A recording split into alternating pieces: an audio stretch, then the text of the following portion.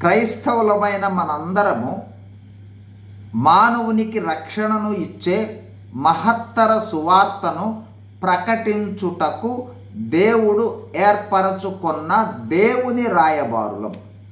ఎప్పుడైతే మనము రక్షింపబడినామో అప్పటి నుండి రక్షణ సువార్తను ప్రకటించుటకు సిద్ధముగా ఉండాలి. యేసు ప్రభువును తెలియచేయాలనే ఆత్మ తీవ్రతను కలిగి ఉండాలి. ఎందుకంటే మనము రక్షణలోనికి వచ్చిన వెంటనే మన హృదయంలోనికి పరిశుద్ధాత్మ ద్వారా దేవుని ప్రేమ కృమ్మరించబడింది.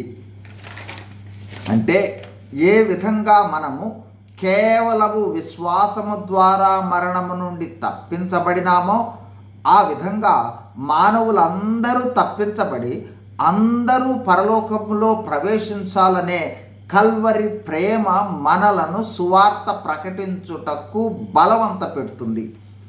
అంత మాత్రమే కాదు, మనకు గొప్ప ఆజ్ఞగా యేసు ప్రభువు వారు మీరు సర్వలోకమునకు వెళ్ళి సర్వ సృష్టికి సువార్తను ప్రకటించుడి అని ఆజ్ఞాపించాడు.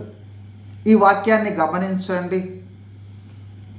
యెషయా 5:14 అందుచేతనే పాతాళము గొప్ప ఆశ పెట్టుకొని అపరిమితంగా తన నోరు తెరచుచున్నది. వారిలో ఘనులను సామాన్యులను ఘోష చేయువారును హర్షించువారును పడిపోవుదురు. అంటే మన సువార్త ఆ పాతాళంలోనికి వెళ్ళు వారికి అడ్డుకట్ట వేస్తుంది. సువార్త ప్రకటన అంటే కేవలము మన సాక్ష్యాన్ని ఇతరులతో పంచుకోవచ్చు. సమరయ స్త్రీ వలె సువార్త మనము తెలుపవలసిన వాళ్ళు మన కుటుంబంలోనే మన బంధువులలోనే మనతోనే చాలామంది ఉన్నారు. వారితో సాక్ష్యం పంచుకోవచ్చు. వారికి యేసు ప్రభువును పరిచయం చేయవచ్చు. చాలు. కార్యాలు జరిగించేది దేవుడు, పరిశుద్ధాత్ముడు. ఇలా యేసు ప్రభువును ఇతరులకు పరిచయం చేయుటయే సువార్త.